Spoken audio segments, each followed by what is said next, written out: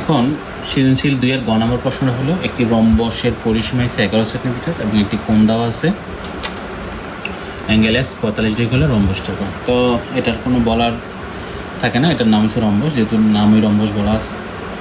তো রম্বসের একটা পরিসীমা দেওয়া আছে। তো পরিসীমা যদি দেওয়া থাকে রম্বস অথবা বর্গের, তাহলে আমরা এটাকে 4 ভাগে বিভক্ত করব। 4 ভাগে বিভক্ত করতে হলে আমাদের অবশ্যই পেন্সিল কম্পাস দরকার। হ্যাঁ, পেন্সিল কম্পাস দ্বারা এটাকে 4 ভাগে বিভক্ত করা সম্ভব না। তুমি 4 দ্বারা ভাগ দিলে হবে না, এটাকে 4 মানে প্রথম আমরা 11 সেন্টিমিটারটা নিলাম, নেওয়ার পরে আমরা 11 সেন্টিমিটার এখান থেকে নিলাম 11 সেন্টিমিটার। পেন্সিল কম্পাস দিয়ে আমরা 11 সেন্টিমিটার 4 ভাগে ভাগ করব। প্রথমে বলছিলাম যে এটা পুরোটা মাপ নেওয়ার পরে মানে একটু কম মানে একটু কম ইচ্ছা মতো উপরে একটা বৃত্তচাপ, নিচের একটা বৃত্তচাপ, এখান থেকে ধরার পরে উপরে একটা বৃত্তচাপ, নিচের একটা বৃত্ত, একই মাপ স্কেলটা দেওয়া দিয়ে আমরা এটাকে সমদ্বিখণ্ডিত করি গেল। এবার এর 2 সাইডে 2টাকে আবার সমদ্বিখণ্ডিত করতে হবে। এবার একটু কম দিয়ে উপরে একটা বৃত্তচাপ, নিচের একটা বৃত্তচাপ, উপরে একটা, নিচে একটা।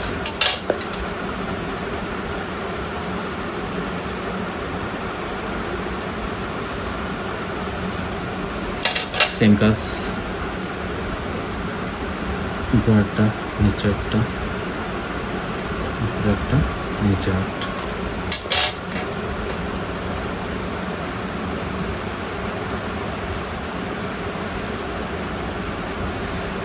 তো যেহেতু এটাকে একটা পরিসীমা একটা পি ধরলাম, হ্যাঁ, P/4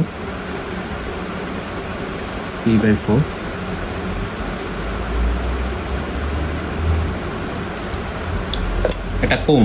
এই কোণটা আমরা এদিকে এঁকে নিই। হ্যাঁ, এদিকে সমস্যা নেই, আমরা কোণটা এদিকে এঁকে নিতেছি।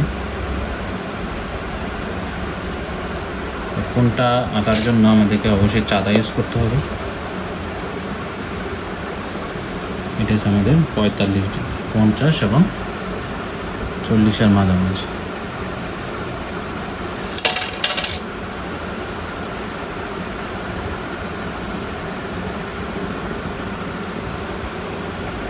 এই হচ্ছে আমাদের 45 ডিগ্রি।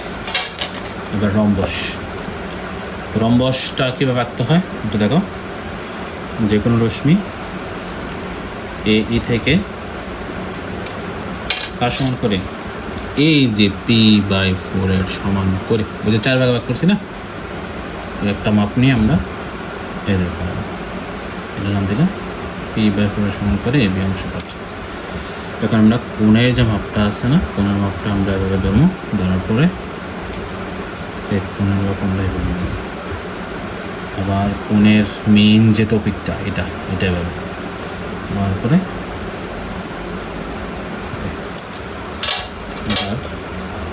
এটাকে আমরা যোগ করে দিই।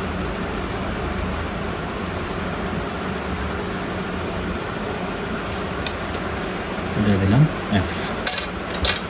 এবার আবার কি করবো, এই যে P/4 এর মাপটা আবার নিলাম, নেওয়ার পর এটা খেয়াল করি, এখান থেকে ধরার পরে এখানে একটা বৃত্তচাপ, ওকে। আবার এখান থেকে ধরার পরে এখানে একটা বৃত্তচাপ, আবার এখান থেকে ধরার পরে এখানে একটা বৃত্তচাপ, শেষ। যোগ করলে হয়ে যাবে আমাদের রম্বস। এগুলা খালি চর্চা করা, হ্যাঁ, বারবার শুধু এগুলাকে রিভিশন বলতে আইকে এক্সপার্ট হওয়া, যে আমি যেন ভুল না হয় পরীক্ষা হলে। স্টুডেন্ট একটা সমস্যাকে আমরা বারবার চর্চা করে নেব। দেখো এই মাপ, এই মানে কীভাবে রম্বস আঁকতে হয়, কীভাবে ট্রাপিজিয়াম, কীভাবে দুটি কোণ একটি পরিসীমা, হ্যাঁ, কীভাবে অন্তর সমষ্টি আঁকতে হয়, এইগুলো শুধু বারবার মনে রেখে শুধু চর্চা করে যে একটা ট্রাপিজিয়ামকে আঁকতে হয়, এইগুলো পরীক্ষা আসে সবসময়। আর একটা যে তুমি মনে করো এখানে যে আমরা ABCD একদম সেম টু সেম, তুমি পরীক্ষার যে কোনো SC পরীক্ষা হোক, হ্যাঁ, অথবা টেস্ট পরীক্ষা হোক, এইগুলো একই মাপ তুমি দিবে।